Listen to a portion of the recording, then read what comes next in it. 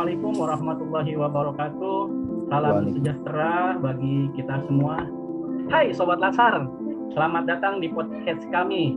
Kami adalah peserta Lasar CPNS BPSDM Kemendagri 2021. Kami di sini akan coba menjelaskan makna nilai-nilai dasar yang harus dan wajib dimiliki oleh seorang aparatur sipil negara, yaitu aneka. Kita pasti sering mendengar kata aneka. Menurut bahasa, aneka adalah keberagaman atau bermacam-macam. Akan tetapi di sini merupakan akronim atau singkatan dari akuntabilitas, nasionalisme, etika publik, komitmen mutu, dan anti korupsi. Oke, di sini saya tidak seorang diri. Saya ditemani beberapa rekan saya. Yang pertama, Bu Siti Rohaya. Yang kedua, Pak Fajar Setio. Dan yang ketiga, Pak Yosef Dika. Oke, mereka adalah narasumber kami di sini. Saya akan bertanya nih pada Bu Siti tentang akuntabilitas. Mohon dijelaskan dan cara penerapannya di lingkungan kerja. Baik, terima kasih pada pandangan. Akuntabilitas yaitu kewajiban pertanggungjawaban yang harus dicapai bagi seorang aparatur sipil negara. Contohnya dalam bekerja yaitu kita bertanggung jawab dalam menjalankan tugas pokok dan fungsi kita sebagai seorang ASN. Wujud nyatanya dari akuntabilitas yaitu berupa laporan kinerja setiap waktunya. Terima kasih Pak Nanang. Terima kasih Bu Siti untuk penjelasannya. Oke, lanjut ke Pak Fajar. Nasionalisme Pak Fajar, apa itu? Nasionalisme ya Pak ya, itu tentang rasa cinta atau kecintaan kita terhadap bangsa ini, terhadap NKRI. Dan kecintaan itu harus kita miliki sejak awal dan kita tidak boleh membeda-bedakan satu sama lain. Saya ambil contoh di rumah sakit ini.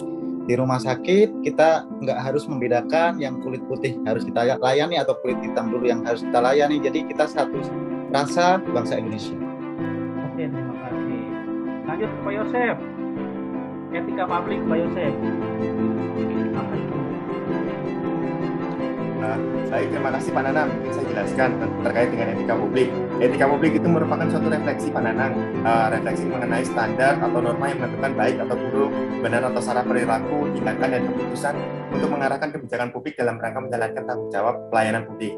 Nah, di sini saya sebagai ASN kita harus memberikan layanan kepada publik, itu layanannya secara jujur, secara tanggap, cepat, tepat, akurat, berdaya guna, dan santun.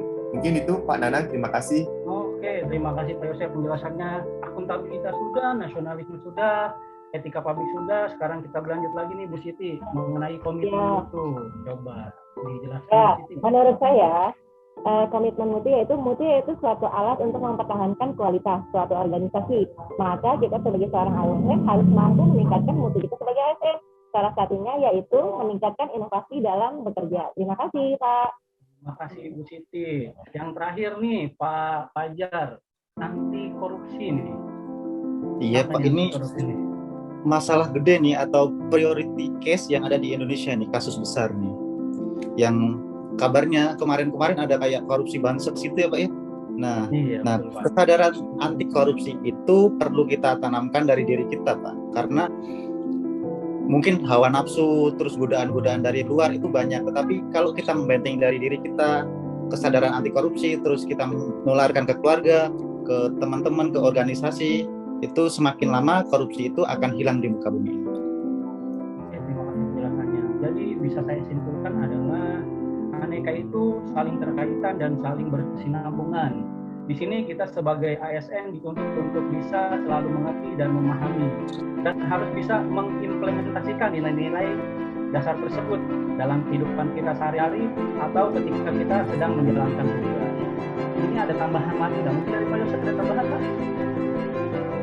Ada Pak Nanang, mungkin sebagai tambahan ya. Untuk boleh, dari Pak. Pendapatnya Pak Fajar tadi Pak mengenai boleh. Jadi untuk menangkal korupsi-korupsi ini kita harus mengamalkan nilai-nilai dasar anti korupsi. Nilai-nilai dasar tersebut antara lain adalah jujur, peduli, mandiri, berdisiplin, bertanggung jawab. Kita harus bekerja keras, hidup sederhana, kita harus berani dan adil Pak Nanang. Oke, terima kasih Pak Yosef. Oke, cukup sekian ini podcast dari kami, kurang lebihnya mohon maaf. Sebelumnya saya mengucapkan terima kasih kepada rekan-rekan semua yang telah bisa menjadi narasumber dalam podcast ini. Saya Iri, Wabillahi taufiq wal hidayah. Wassalamualaikum warahmatullahi wabarakatuh. Salam sejahtera bagi kita semua. Waalaikumsalam. Terima kasih Pak.